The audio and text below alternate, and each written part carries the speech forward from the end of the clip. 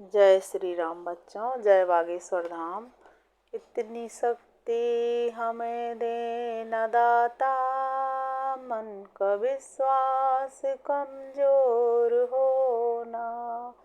हम चले नेक रास्ते पे, हमसे भूल कर भी कोई भूल होना। जय श्री राम बच्चों। अब हम 15 पेज रामचरितमानस के पढ़ेंगे आगे। हे भरद्वाज, मैं श्री रामचंद्र जी के गुणों की कथा कहता हूँ, तुम आदर से सुनो। तुलसीदास जी कहते हैं, मान और मत को छोड़कर आवागमन का नाश करने वाले रघुनाथ जी को भजो। हिमालय पर्वत में एक बड़ी पवित्र गुफा थी, उसके समीप ही सुंदर गंगा जी बहती थीं। वह परम पवित्र सुंदर आश्रम देखने पर नारद जी के मन को बहुत ही सुहावना लगा। पर्वत, नदी और वन के विभागों को देखकर नारद जी का लक्ष्मीकांत भगवान के चरणों में प्रेम हो गया। भगवान का स्मरण करते ही उनके साप की गति रुक गई और मन के स्वाभाविक ही निर्मल होने से उनकी समाधि लग गई। नारद मुनि की स्थिति देखकर देवराज इंद्र डर गया। उसने कामदेव को बुलाकर उसका आदर सत्कार किया। मेरे लिए तुम अपने सहायकों सहित जाओ। मीनध्वज कामदेव मन में प्रसन्न होकर चला। इंद्र के मन में यह डर हुआ कि देवऋषि नारद मेरी पुरी का निवास चाहते हैं। जगत में जो कामी और लोभी होते हैं, वे कुटिल कौए की तरह सबसे डरते हैं। जैसे मूर्ख कुत्ता सिंह को देखकर सूखी हड्डी लेकर भागे और वह मूर्ख यह समझे कि कहीं उस हड्डी को सिंह छीन ना ले, वैसे ही इंद्र को लाज नहीं आई। जब कामदेव उस आश्रम में गया, तब उसने अपनी माया से वहाँ बसंत ऋतु को उत्पन्न किया। तरह तरह के वृक्षों पर रंग बिरंगे फूल खिल गए, उन पर कोयलें कूकने लगीं और भौरे गुंजार करने लगे। कामाग्नि को भड़काने वाली 3 प्रकार की सुहावनी हवा चलने लगी। रंभा आदि नवयुवती देवांगनाएं, जो सबकी सब काम कला में निपुण थीं, वे बहुत प्रकार की तानों की तरंग के साथ गाने लगीं और हाथ में गेंद लेकर नाना प्रकार के खेल खेलने लगीं। कामदेव अपने इन सहायकों को देखकर बहुत प्रसन्न हुआ और फिर उसने नाना प्रकार के मायाजाल किए, परंतु कामदेव की कोई भी कला मुनि पर असर न कर सकी। तब तो पापी कामदेव अपने ही भय से डर गया। लक्ष्मीपति भगवान जिसके बड़े रक्षक हों, भला उसकी सीमा को कोई दबा सकता है। तब अपने सहायकों समेत कामदेव ने बहुत डर कर और अपने मन में हार मानकर बहुत ही आर्त वचन कहते हुए मुनि के चरणों को जा पकड़ा। नारद जी के मन में भी कुछ भी क्रोध न आया। उन्होंने प्रिय वचन कहकर कामदेव का समाधान किया। तब मुनि के चरणों में सिर नवाकर और उनकी आज्ञा पाकर कामदेव अपने सहायकों सहित लौट गया। देवराज इंद्र की सभा में जाकर उसने मुनि की सुशीलता और अपनी करतूत सब कही, जिसे सुनकर सबके मन में आश्चर्य हुआ और उन्होंने मुनि की बड़ाई करके श्री हरि को सिर नवाया। तब नारद जी शिव जी के पास गए। उनके मन में इस बात का अहंकार हो गया कि हमने कामदेव को जीत लिया। उन्होंने कामदेव के चरित्र शिव जी को सुनाए और महादेव जी ने उनको अत्यंत प्रिय जानकर शिक्षा दी। हे मुनि, मैं तुमसे बार बार विनती करता हूँ कि जिस तरह यह कथा तुमने मुझे सुनाई है, उस तरह भगवान श्री हरि को कभी मत सुनाना। चर्चा भी चले तब भी इसको छिपा जाना। यद्यपि शिव जी ने यह हित की शिक्षा दी, पर नारद जी को यह अच्छी न लगी। हे भरद्वाज, अब कौतुक सुनो। हरि की इच्छा बड़ी बलवान है। श्री रामचंद्र जी जो करना चाहते हैं वही होता है, ऐसा कोई नहीं जो उसके विरुद्ध कर सके। श्री शिव जी के वचन नारद जी के मन को अच्छे नहीं लगे। तब वे वहाँ से ब्रह्मलोक को चल दिए।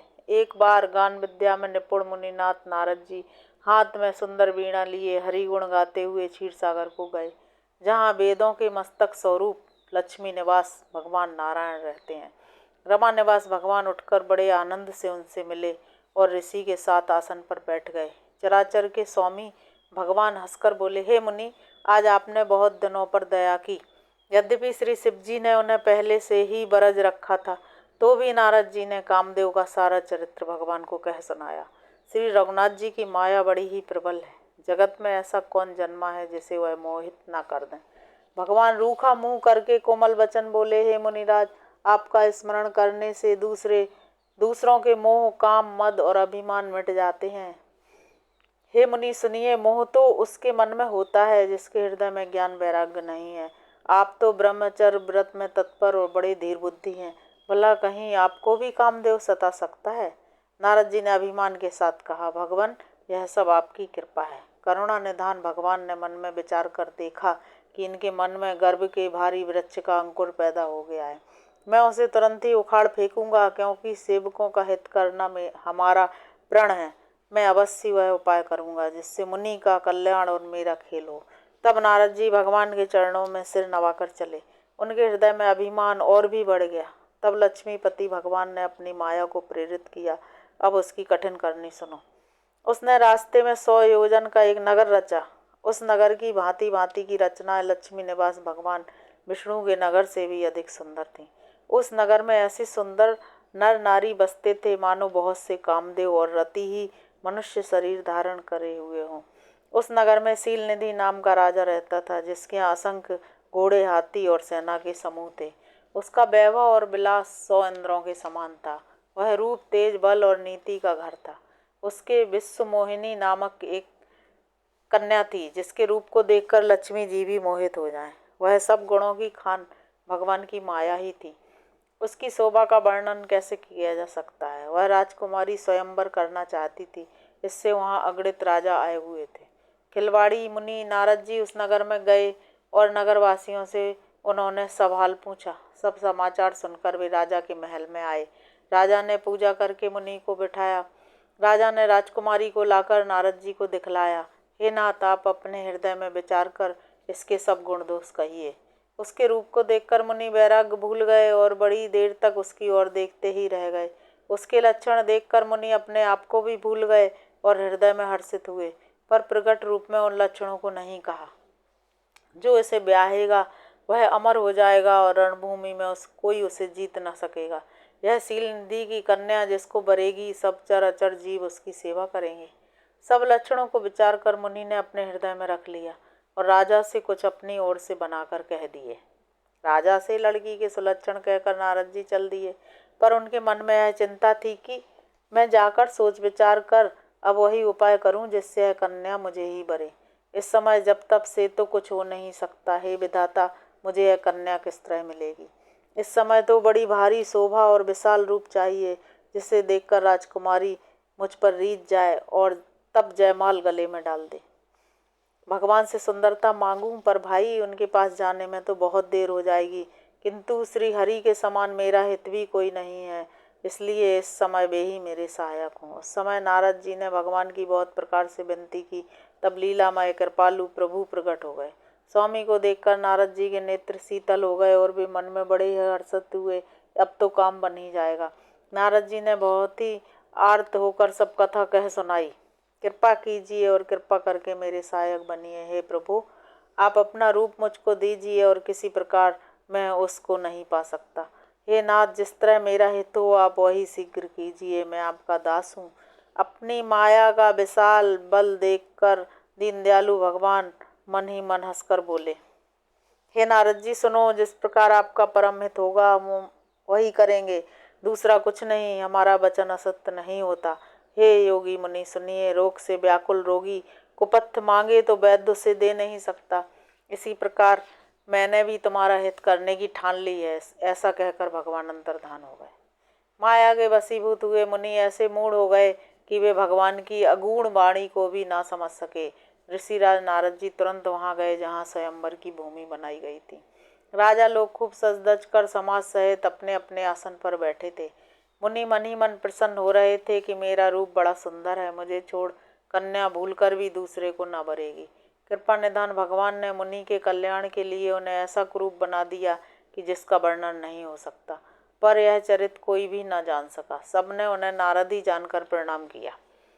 वहाँ 2 शिवजी के गण भी थे। वे सब भेद जानते थे और ब्राह्मण का वेश बनाकर सारी लीला देखते फिरते थे। वे भी बड़े मौजी थे। नारद जी अपने हृदय में रूप का बड़ा अभिमान लेकर जिस समाज में जाकर बैठे थे, वे शिवजी के दोनों गण भी वहीं बैठ गए। ब्राह्मण के वेश में होने के कारण उनकी इस चाल को कोई न जान सका। वे नारद जी को सुना सुनाकर व्यंग वचन कहते थे। भगवान ने इनको अच्छी सुंदरता दी है। इनकी शोभा देखकर राजकुमारी रीझ ही जाएंगी और हरि जानकर इनको खास तौर से भरेंगी। नारद मुनि को मोह हो रहा था, क्योंकि उनका मन दूसरे के हाथ में था। शिवजी के गण बहुत प्रसन्न होकर हंस रहे थे। यद्यपि मुनि उनकी अटपटी बातें सुन रहे थे, पर बुद्धि भ्रम में सनी हुई होने के कारण वे बातें उनकी समझ में नहीं आती थीं। इस विशेष चरित्र को और किसी ने नहीं जाना, केवल राजकन्या ने वह रूप देखा। उनका बंदर का सा मुंह और भयंकर शरीर देखते ही कन्या के हृदय में क्रोध उत्पन्न हो गया। तब राजकुमारी सखियों को साथ लेकर इस तरह चली मानो राजहंसनी चल रही है। वह अपने कमल जैसे हाथों में जयमाला लिए सब राजाओं को देखती हुई घूमने लगी। जिस और नारद जी फूले बैठे थे, उस और उसने भूल कर भी नहीं ताका। नारद मुनि बार बार उचकते और छटपटाते हैं। उनकी दशा देखकर शिव जी के गण मुस्कुराते हैं। कृपालु भगवान भी राजा का शरीर धारण कर वहां जा पहुंचे। राजकुमारी ने हर्षित होकर उनके गले में जयमाला डाल दी। लक्ष्मी निवास भगवान दुल्हन को ले गए। सारी राजमंडली निराश हो गई। मोह के कारण मुन्नी की बुद्धि नष्ट हो गई थी। इससे वे बहुत ही विकल हो गए, मानो गांठ से छूटकर मणि गिर गई हो। तब शिव जी के गणों ने मुस्कुराकर कहा, जाकर दर्पण में अपना मुंह तो देखिए। ऐसा कहकर वे दोनों बहुत भयभीत होकर भागे। मुनि ने जल में झांककर अपना मुंह देखा। अपना रूप देखकर उनका क्रोध बहुत बढ़ गया। उन्होंने शिव जी के उन गणों को अत्यंत कठोर शाप दे दिया। तुम दोनों कपटी और पापी, जाकर राक्षस हो जाओ। तुमने हमारी हंसी की, उसका फल चखो। अब फिर किसी मुनि की हंसी करना। मुनि ने फिर जल में देखा तो उन्हें अपना रूप प्राप्त हो गया। तब भी उन्हें संतोष नहीं हुआ। उनके ओंठ फड़क रहे थे और मन में क्रोध था। तुरंत ही वे भगवान कमलापति के पास चले। जाकर या तो शाप दूंगा या प्राण दे दूंगा। उन्होंने जगत में मेरी हंसी कराई। दैत्यों के शत्रु भगवान हरि उन्हें बीच रास्ते में ही मिल गए। साथ में लक्ष्मी जी और वही राजकुमारी थी। देवताओं के स्वामी भगवान ने मीठी वाणी में कहा, हे मुनि, व्याकुल की तरह कहाँ चले। यह शब्द सुनते ही नारद को बड़ा क्रोध आया। माया के वशीभूत होने के कारण मन में चेत नहीं रहा। तुम दूसरों की संपदा नहीं देख सकते, तुम्हारे ईर्ष्या और कपट बहुत है। समुद्र मथते समय तुमने शिव जी को बावला बना दिया और देवताओं को प्रेरित करके उन्हें विस्पान कराया। असुरों को मदरा और शिव जी को विष देकर तुमने स्वयं लक्ष्मी और सुंदर मणि ले ली। तुम बड़े धोखेबाज और मतलबी हो, सदा कपट का व्यवहार करते हो। तुम परम स्वतंत्र हो, सिर पर तो कोई और है नहीं। इससे सब जब जो मन को भाता है वही करते हो। भले को बुरा और बुरे को भला कर देते हो। हृदय में हर्ष विषाद कुछ भी नहीं लाते। सबको ठग ठग कर परख गए हो और अत्यंत निडर हो गए हो। इसी से मन में सदा उत्साह रहता है। शुभ अशुभ कर्म तुम्हें बाधा नहीं देते। अब तक तुमको किसी ने ठीक नहीं किया था, अब की तुमने अच्छे घर बना दिया है, अतः अपने किए का फल अवश्य पाओगे। जिस शरीर को धारण करके तुमने मुझे ठगा है, तुम भी वही शरीर धारण करो, यह मेरा शाप है। तुमने हमारा रूप बंदर का सा बना दिया था, इससे बंदर ही तुम्हारी सहायता करेंगे। तुमने मेरा बड़ा हित किया है, इससे तुम भी स्त्री के वियोग में दुखी होगे। सांप को सिर पर चढ़ाकर हृदय में हर्षित होते हुए प्रभु ने नारद जी से बहुत विनती की और कृपा निधान भगवान ने अपनी माया की प्रबलता खींच ली। जब भगवान ने अपनी माया को हटा लिया तब वहां न लक्ष्मी ही रह गई न राजकुमारी ही। तब मुनि ने अत्यंत भयभीत होकर श्री हरि के चरण पकड़ लिए और कहा, हे शरणागत के दुखों को हरने वाले, मेरी रक्षा कीजिए। हे कृपालु, मेरा शाप मिथ्या हो जाए। तब दीनों पर दया करने वाले भगवान ने कहा कि यह सब मेरी ही इच्छा है। मुनि ने कहा, मैंने आपको अनेक खोटे वचन कहे हैं, मेरे पाप कैसे मिटेंगे। जाकर शंकर जी के सतनाम का जाप करो, इससे हृदय में तुरंत शांति होगी। शिव जी के समान मुझे कोई प्रिय नहीं है, इस विश्वास को भूलकर भी न छोड़ना। हे मुनि पुरारी, जिस पर कृपा नहीं करते वह मेरी भक्ति नहीं पाता। हृदय में ऐसा निश्चय करके जाकर पृथ्वी पर विचरो। अब मेरी माया तुम्हारे निकट नहीं आवेगी। बहुत प्रकार से मुनि को समझा बुझाकर तब प्रभु अंतर ध्यान हो गए और नारद जी श्री रामचंद्र जी के गुणों का गान करते हुए सत्यलोक को चले। शिव जी के गणों ने जब मुनि को मोह रहे तो मन में बहुत प्रसन्न होकर मार्ग में जाते हुए देखा। तब वे अत्यंत भयभीत होकर नारद जी के पास आए और उनके चरण पकड़कर दीन वचन बोले, हे मुनिराज, हम ब्राह्मण नहीं हैं, शिव जी के गण हैं। हमने बड़ा अपराध किया जिसका फल हमने पा लिया। हे कृपालु, अब शाप दूर करने की कृपा कीजिए। दीनों पर दया करने वाले नारद जी ने कहा, तुम दोनों जाकर राक्षस हो, तुम्हें महान ऐश्वर्य, तेज और बल की प्राप्ति हो। तुम अपनी भुजाओं के बल से जब सारे विश्व को जीत लोगे तब भगवान विष्णु मनुष्य का शरीर धारण करेंगे। युद्ध में श्री हरि के हाथ से तुम्हारी मृत्यु होगी जिससे तुम मुक्त हो जाओगे और फिर संसार में जन्म नहीं लोगे। वे दोनों मुनि के चरणों में सिर नवाकर चले और समय पाकर राक्षस हुए। देवताओं को प्रसन्न करने वाले, सज्जनों को सुख देने वाले और पृथ्वी का भार हरण करने वाले भगवान ने एक कल्प में इसी कारण मनुष्य का अवतार लिया। इस प्रकार भगवान के अनेकों सुंदर, सुखदायक और अलौकिक जन्म और कर्म हैं। प्रत्येक कल्प में जब जब भगवान अवतार लेते हैं और नाना प्रकार की सुंदर लीलाएं करते हैं, तब तब मुनीश्वरों ने परम पवित्र काव्य रचना करके उनकी कथाओं का गान किया है और भांति भांति के अनुपम प्रसंगों का वर्णन किया है, जिनको सुनकर समझदार लोग आश्चर्य नहीं करते। श्री हरि अनंत हैं और उनकी कथा भी अनंत है। सब संत लोग उसे बहुत प्रकार से कहते सुनते हैं। श्री रामचंद्र जी के सुंदर चरित्र करोड़ कल्पों में भी गाए नहीं जा सकते। हे पार्वती, मैंने यह बतलाने के लिए इस प्रसंग को कहा कि ज्ञानी मुनि भी भगवान की माया से मोहित हो जाते हैं। प्रभु कौतुकी हैं, वे सेवा करने में बहुत सुलभ और सब दुखों के हरने वाले हैं और शरणागत का हित करने वाले हैं। देवता, मनुष्य और मुनियों में कोई नहीं है जिसे भगवान की महान बलवती माया मोहित न कर दे। मन में ऐसा विचार कर उस महामाया के स्वामी श्री भगवान का भजन करना चाहिए। हे गिरिराज कुमारी, अब भगवान के अवतार का वह दूसरा कारण सुनो। मैं उसकी विचित्र कथा विस्तार करके कहता हूँ। जिस कारण से जन्म रहित, निर्गुण और रूप रहित ब्रह्म अयोध्यापुरी के राजा हुए।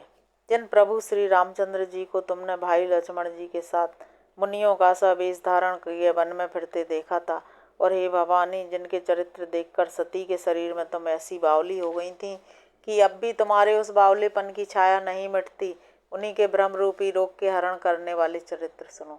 उस अवतार में भगवान ने जो जो लीला की वह सब मैं अपनी बुद्धि के अनुसार तुम्हें कहूँगा।